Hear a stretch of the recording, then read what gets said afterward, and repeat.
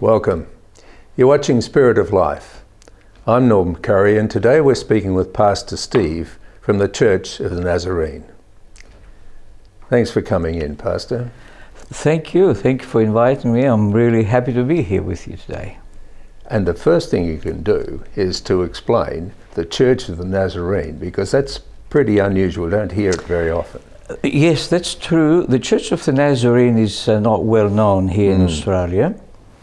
The Church of the Nazarene has only been in Australia for about 75 years. Yeah. But in the United States, it's one of the 10 big denominations there. It's very well known. They have universities and different liberal institutions they associate with, so everybody knows the Church of the Nazarene. That's where it started here in Australia. In Australia, about 70... Yes, 75 years ago, but nearly 80, I would say, through some American soldiers who came from the States during the Second World War, and stationed up north of Queensland, and they were reaching out and helping with the Alliance armies, and then they started associating with different people, Australians, and so it was started by American officers, army officers. and the Nazarene goes back, Christ and Nazarene. So where did it originate? How old is the religion itself? The Church of the Nazarene, if I can just give you a little bit of the background, it came out of Methodism. When Methodist Church started going liberal and not really holding on to the faith of John Wesley, who was the founder of Methodism, then the Church of the Nazarene sprang out, which goes, so if we follow back, Church of the Nazarene came out of Methodism, Methodism came out of Anglicanism, Anglicanism came out of Catholicism. And then if you ask the Orthodox, Eastern Orthodox Church, said, oh no, we are more ancient. So the Catholic came out of Orthodoxism. You know? So, but it's a branch of the traditional church, and its doctrines are based on the apostolic faith. Yes. So, and it differs in some of the traditions and all of that, but the basis or the core of the biblical doctrine, it's similar to all the Christian faith. Yeah. And in Australia, what's the structure? Is there a head office? Or yes, we have. I'm just a pastor. Just a lowly pastor, the bottom of the heap. And then we have like a district superintendent or a bishop, if you know. And then we have a general superintendent who is like the archbishop. Right. And then we have 7, if I can say, general superintendents or archbishops who oversee the world. The Church of the Nazarene right now, it's in about 160 different countries, with over 3 million members. And so it is a church that started among the poor in America. We're looking after the downtrodden and the poor people, and the churches were building around the people who were marginalized. Well, that's so. America, you say, is that the biggest of the establishments in America, or one of the 10 biggest? One of the 10 biggest. In America, you'll have the Baptists, and then you have the Episcopalian, and then you have the Catholics, of course. You know. And of course the Protestants, we are Protestants. Yes. So the Protestant church has a lot of branches that, you know, hundreds, maybe thousands of branches of the original Protestant church, which originated in Germany by Martin Luther. Martin Luther, yeah. So you've got, what you'd say, about 160 countries it in. Yes. What would be the gradation of countries represented? Is America the highest of those? Yes. Yeah. Canada, Canada, second highest. Yeah. And then Africa. Yeah. Oh, Africa. South America. There's a big percentage there, and in Asia. Right. Australia, there's only about 1,000 members. Okay. Right. Okay. About 25 churches. Yeah. So is it in because of Christianity in its early starts? Is it in Ethiopia when you talk about Africa? Is it in Ethiopia? Yes. It is. Right. Yes, we have Kenya, Ethiopia, Zambia, South Africa. Right.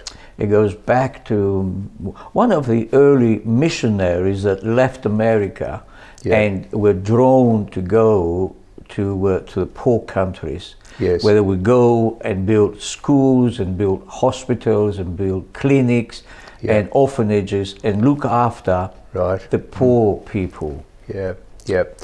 So that would you describe that as your principal charism of the religion, to work with the poor? It was, but to my disappointment, like all other denominations, they start with the poor. Yeah. Just like the Wesleyans or the Methodists, they started with the poor, and slowly they were building, and they were getting prosperous, and then very soon they forgot the poor. Yeah. Well, there's one thing that applies to the poor and applies to us, and that's time. Yeah. So we'll take a break. Okay. We'll be back in a moment.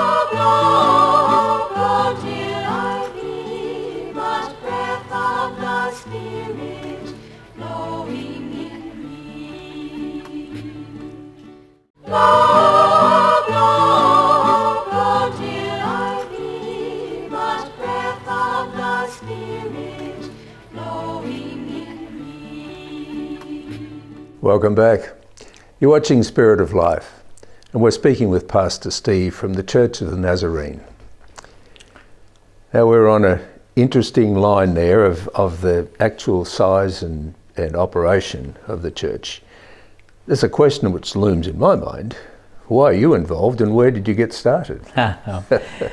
Yes, that's interesting. My background is Greek background. My parents decided to migrate to Australia 1969, but we didn't make it here until early 70. And I was just 14 and a half years old, a young teenager, a young lad. I left high school, I was in year 9. It was a bit of a shock for me, coming to Australia. I couldn't speak any English. I had no friends. Teenager, it's hard to start friendship all over again. But I managed to start associating with my own kind, Greek friends I found. And then one friend invited me to go and listen to this preacher. Now, I wasn't really interested in religion. No. The last thing in my mind was, worry about life after death and about, Jesus and all of that. And then I went there, and something kindled in me an interest in Christian faith. Even though I was brought up in a Christian environment, but my parents never practiced. They didn't practice. They were just practicing old tradition church, like twice a year to church, or maybe baptismal service and, wedding service and all that. And so at that church, it was Church of the Nazarene, but speaking Greek. Oh, yes. Okay. Yeah. So, I was nearly 17 and a half years old, and something took a hold on me in my own mind, own heart, an interest about Christian faith. And so I started investigating and studying the Bible and studying religious books, and my interest was kindled to the point where I want to go to a theological college. Oh, okay. Yeah. Which I did. So I finished the Bachelor of Theology, and then did postgraduate study in pastoral counseling, and then my PhD in cross-cultural ministries. Okay. So throughout my pastoral ministries for nearly 36 years, I pastored different churches, and I had under my jurisdiction different cultural background groups, Pacific Islanders, Spanish, Indigenous. When I was in Sydney, I was reaching out to the Indigenous people in the infamous block in the Newtown. Yes. There. When I was a senior pastor in this church in Mount Waverley, I had under my jurisdiction a Chinese-speaking and then later Sudanese. Right. Yep. And so my interest in cross-cultural ministries, it took a twist when I started looking through the glass of reaching out to people, different cultural background, with the gospel, with how do we share our faith to different groupings of people. Mm-hmm. And so that's what my how I came to, because I believe when you're interested in something and academically you want to expound, you really need to bring that into practice. How do I practice? Yeah. How do I put that into practice? All my academic research and all of that. Is it just academic or is it something practical? Yeah. And all of that, what I was researching, what I believed about reaching out to people in their own culture, in a contextualized way of reaching, the people with the gospel of Jesus, without trying to change the people. And that is a difficult, because it's very easy to ask the people to become Christians and abandon their culture and totally just, just act like one of us white Christian people. That's right. It's some small issues there that you can't afford to skip over. You've got to deal with. So just coming back, you just threw in that little bit about when you were 17 and a half, something in you moved. Yes. If it's not too personal, can you indicate just what that was and how it sort of grew within you?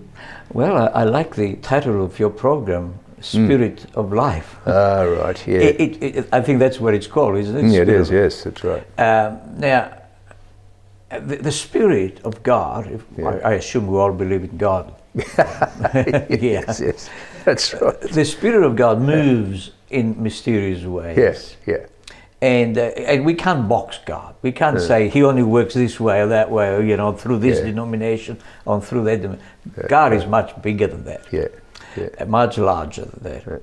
And so when I was 17 and a half and I went and heard the gospel, it was just something, because before that, I really totally ignored faith in God. I really wasn't interested. Like a teenager. Look at the teenagers. Yeah. You think they're interested in God, or they're interested in themselves and the girls, really. or the opposite sex, That's right. And that's how it was, with nothing wrong with that, but it just overwhelmingly giving myself to that. Coming now from a very poor country, we were very poor when we came. As you know, thousands of Greeks migrated to Australia in the 50s, 60s and early 70s. Over 250,000 Greeks arrived that period. And why were they leaving their country? Because to start a new life. We're just running out of time for a moment. We'll take a break, Father. Pastor. We'll be back in a moment.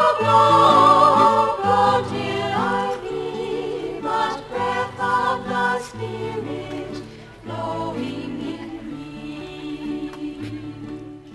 Love, love, until I be but breath of the Spirit flowing in me. Welcome back. You're watching Spirit of Life. We're speaking with Pastor Steve, who's from the Church of the Nazarene. You were giving us a very interesting background as to how you became involved, what sort of raised within you. And you mentioned this at 17 and a half, there was this sort of like that, and it went into working with the poor, through the downtrodden. Now, you mentioned in our conversation in the break that you migrated from Greece from a very poor state. Did that have an imprint on you, do you think, so can you explain how that sort of influences That's a you? good question, yes. I think I have that understanding and sympathy towards the people, because when we came here, we were poor. And some wonderful Australian people who were really concerned for the Greek population, so many Greek migrants coming to Australia, and many of them were lost. And they started, take them under their wings and offer them just friendship and a church to go to and so on. And so in my case, there were Australian people who care for the Greeks, who reach out. When I became a committed Christian, if I could say that, and I believe that God touched my life, and He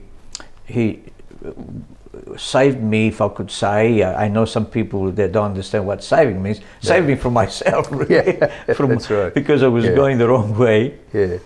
And so that desire to work with the poor people and the downtrodden and the marginalized, and especially the migrants. Because a lot of migrants, even today, they still feel isolated. They have a barrier of language, the barrier of cultural adaptation here, and which I went through. Because coming here, to me, it was a strange country, strange language, strange habits, and all of that. So with working with different grouping of people, it just how I was reached out by others, by love and compassion and friendship. This is what I wanted to share with others. But I didn't want to just do it any old how. That's why I wanted to educate myself, do in-depth study, how to do the best cultural ministries. Because some people, they might be have good intentions, but the good intention can be harmful to some people. And so we need to understand the different cultures. We need to understand where they're coming from. And contextualize the gospel in their culture. As someone said, give the people to drink the water of life, but give it to them in their own cup. Yes, that's right. So don't give them in a Western cup. No, they've got to feel comfortable with the cup before they'll drink from it. That's right. And we as Christians, I believe, we do have the living water. We do have, we live in a postmodern Christian society now, where very few people hold on to the Christian faith, unfortunately. And we believe that the Christian faith is it's the catalyst of a culture that brings people together. Because if I'm a Christian and I'm Greek and you are Sudanese or you are indigenous person, native Australian indigenous person, or you are Asian, the gospel brings us together in love and compassion, understanding and tolerating each other, and sharing our Christian faith, which is based on the love of Jesus. I think the word marginalized is such can be applied across the board in Australia particularly, but not exclusively. But you've got the marginalisation of culture, but and of race, Yes. and of religion, because Yes, religion's a that's big true. issue of marginalisation. But there's a sort of a feeling, and this is where you're saying with Christianity, perhaps it is falling back in some ways, but the strong core of the Christian ethic is to actually unmarginalise people, is to Yes. draw them in. Yes. And so that's the thing which appealed to you. That's you put it, better than I could put it. That is exactly what the Christian faith should be doing. Yeah, yeah, Unmarginalize the people, Yeah. draw them out of, and say, look, we accept you, we care for you, we have a compassion and love. And we don't try to change your culture, we don't try to change your religion or whatever it is, but we want to share the love of Jesus yeah, as we know it by being there for you, yeah, by being a mate to you, yeah, by being there to support you. I don't think, because I've gone through these feelings of isolation and of shock, because when I came here I was shocked, really, as a teenager. And I understand what the new migrants go through. And that's when the Christian faith sort of reached out to you. Yes. And sort of you felt that security that Yes. you were looking for. They It didn't built try from to there. change my No. Greekness. They didn't try. They just said, we have something on the top of what you have. We'll give you something to, they didn't say that with those words, but just share their faith and say, we believe in Jesus. And what do you say? And I said, that's the last thing in my mind as a teenager, to think about Jesus. Who thinks about Jesus when you're a teenager? That's right. You think more of the girls. Yes, yes. It's a fair way from your mind. Now, this is fascinating, Steve. It's got a lot of life in it. So next week we'll would you be able to come in next week and Yes. follow through with this, because there's a lot more discourse we need. Yes, I'll be happy to. That'd be terrific. Thanks very much. You've been watching Spirit of Life, and we will be back next week with Pastor Steve. Bye for now.